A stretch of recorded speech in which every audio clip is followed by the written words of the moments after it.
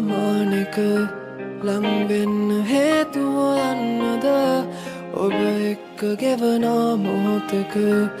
ආදරේ තනුවලියන්නට තඟකාරි පේනා ඉවසන්න බෑනේ ආදරේ